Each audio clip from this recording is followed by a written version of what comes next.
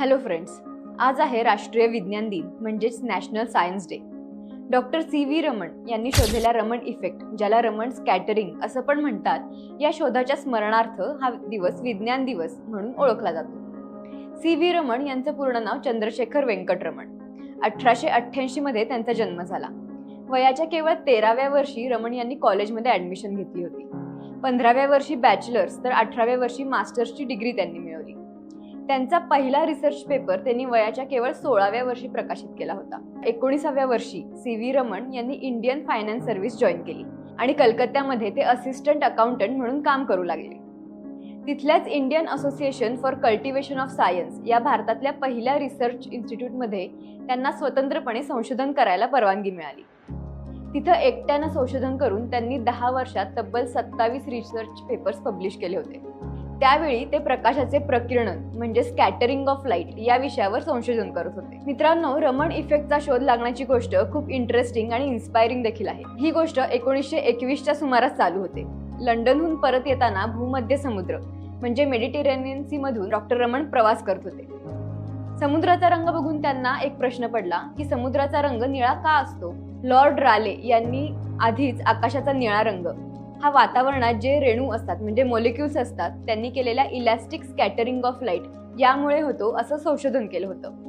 आणि समुद्राच्या निळ्या रंगाबद्दल ते असं म्हणले होते की आकाशाचा रंगाचंच हे रिफ्लेक्शन आहे. रमण यांना हे फारसं काही पटलं नाही, म्हणून त्यांनी जहाजावरच अभ्यास करायला सुरुवात केली.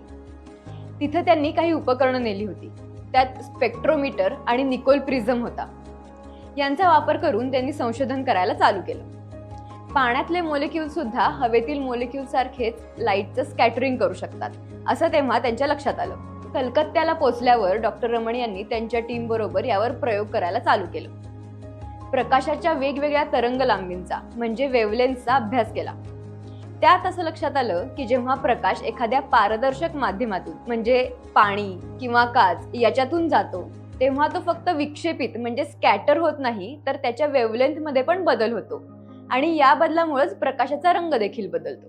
पण या ज्या काही वेव्हलेन्थ्स होत्या त्या व्यवस्थित मोजण्यासाठी त्यांच्याकडे कुठलंही इक्विपमेंट नव्हतं. म्हणून डॉक्टर रमण यांनी स्वतःच स्पेक्ट्रोग्राफ नावाचं एक इक्विपमेंट तयार केलं आणि त्यावर इन्सिडंट आणि स्कॅटर्ड अशा दोन्ही लाईटच्या अचूक वेव्हलेन्थ्स मोजल्या. 28 फेब्रुवारीला ही निरीक्षणं त्यांनी इंडियन जर्नल ऑफ फिजिक्स मध्ये रिसर्च पेपर सोबत पब्लिश केली.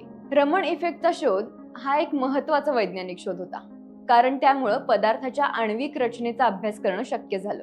या शोधासाठी 1930 मध्ये डॉक्टर सी.व्ही. रमण यांना भौतिकशास्त्राचं नोबेल पारितोषिक देखील देण्यात आलं. हा पुरस्कार मिळवणारे ते आशियातले पहिले व्यक्ती होते. डॉक्टर रमण यांच्या या शोधाने विज्ञानाच्या जगात एक नवीन दिशा उघडली आणि त्यांना विज्ञानाचे महानायक म्हणून देखील ओळखलं जाऊ लागलं.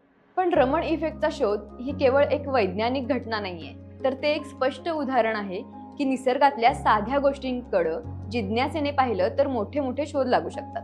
मित्रांनो, विज्ञान आणि तंत्रज्ञान हेच आधुनिक जगाचे आधारस्तंभ आहेत. त्यामुळे जागतिक स्पर्धेमध्ये टिकायचं असेल तर वैज्ञानिक दृष्टिकोन म्हणजे सायंटिफिक टेम्पर बाळगणं, विज्ञानाच्या प्रगतीत सहभागी होणं आणि त्याचा वापर समाजाच्या हितासाठी करणं हे प्रत्येकाचं कर्तव्य आहे. थँक्यू.